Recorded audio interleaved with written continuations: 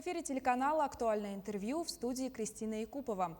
Молодежное правительство Якутии было создано в 2010 году. В 2018 был сформирован третий состав, руководителем которого стала Василина Лукина. Она сегодня гость нашей программы. В июле этого года завершается срок работы третьего состава. И сегодня мы говорим не только об основных итогах, но и о начале конкурса на отбор кандидатов в четвертый состав. Василина Павловна, здравствуйте. Добрый день. Первым делом отметим, что пару дней назад у вас прошла встреча с председателем правительства Якутии Андреем Тарасенко. Расскажите, какие моменты были отмечены? Да, действительно, встреча у нас прошла в прошлую пятницу, 9 июля.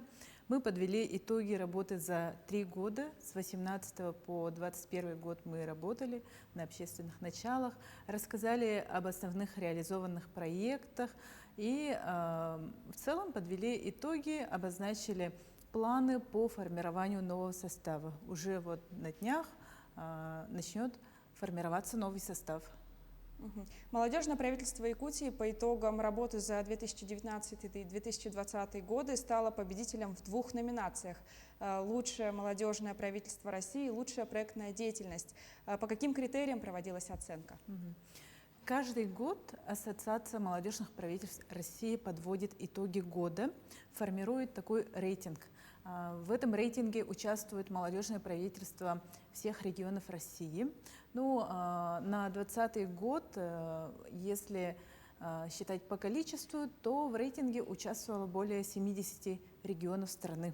Из них мы вошли в топ-3 и получили вот 2 номинации.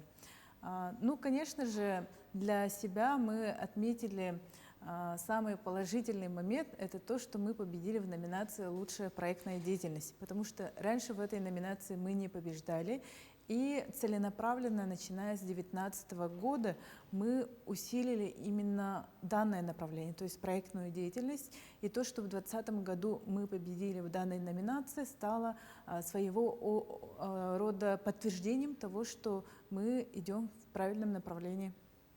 А еще какие достижения вы бы отметили за период работы третьего состава?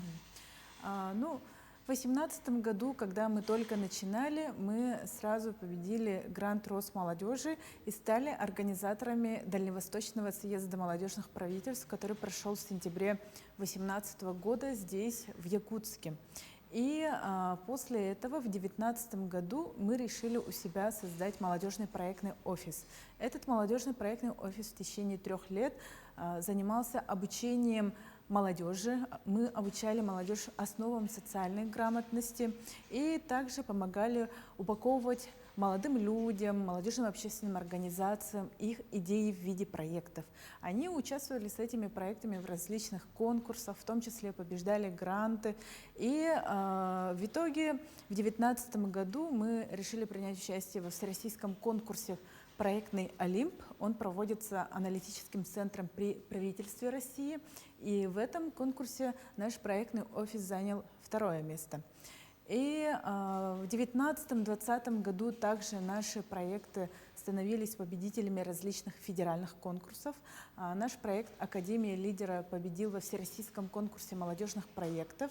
И в рамках этого проекта мы создали студенческий клуб на базе АГАТУ. И по сей день мы обучаем сельскую молодежь основам социального проектирования.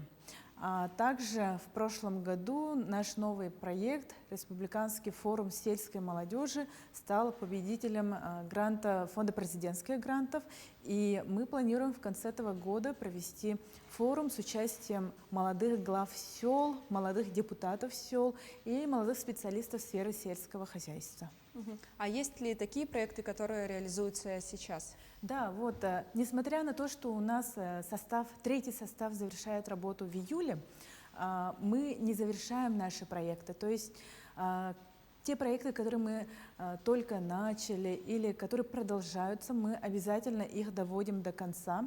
В том числе проект «Пуск» расшифровка «Передвижной учебно-строительный комбинат».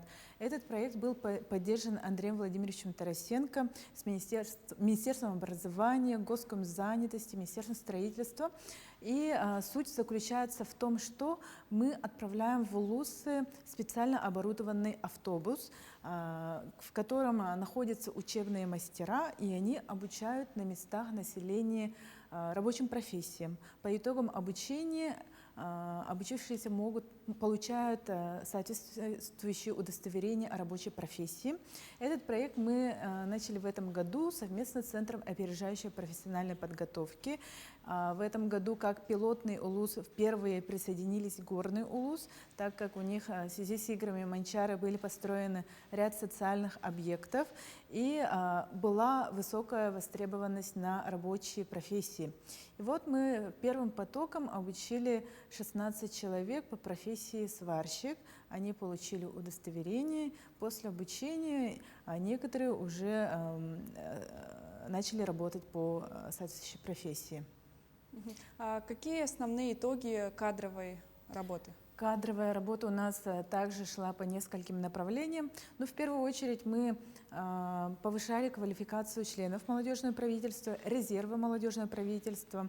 Ребята проходили стажировку, мы отправляли их на стажировку в федеральное министерство, в региональное министерство, в администрацию главы и правительства республики. Кроме этого, мы организовали возможность, чтобы молодые люди нашей республики тоже могли проходить стажировку в министерствах и ведомствах. Для этого в 2019 году совместно с Департаментом кадровой политики мы разработали проект «Открытый опыт». И ежегодно мы объявляем конкурс. Молодые люди до 35 лет могут принимать участие в этом конкурсе и пройти стажировку в любом министерстве. В этом году мы также объявили конкурс в 11 министерств, отобрали по итогам этих конкурсов 46 человек, часть из них уже прошли стажировку, некоторые ребята даже по итогам стажировки получили приглашение на трудоустройство в министерствах.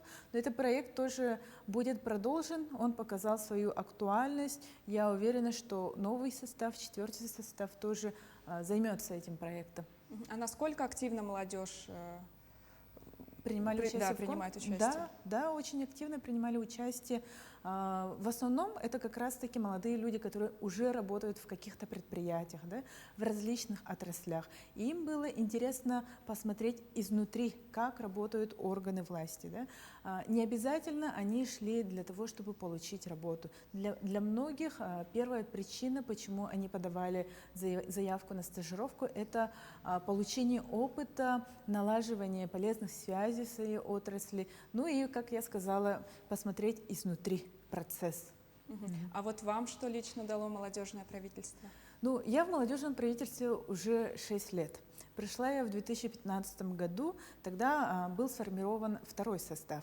Работала полностью во 2-м составе под руководством Дениса Георгиевича Белозерова. Потом уже, когда был сформирован новый состав, в 2019 году сама стала председателем. Да? Ну, для каждому молодежное правительство дает что-то. Каждый приходит за чем-то своим. Да? Кто-то хочет реализовать свои идеи, проекты, хочет получить какую-то экспертную поддержку или же в целом какую-то ресурсную, административную поддержку. Кто-то хочет, есть те, кто приходит и за карьерным ростом, да?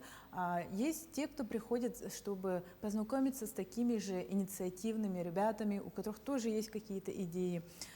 Мне дало вот это все молодежное правительство.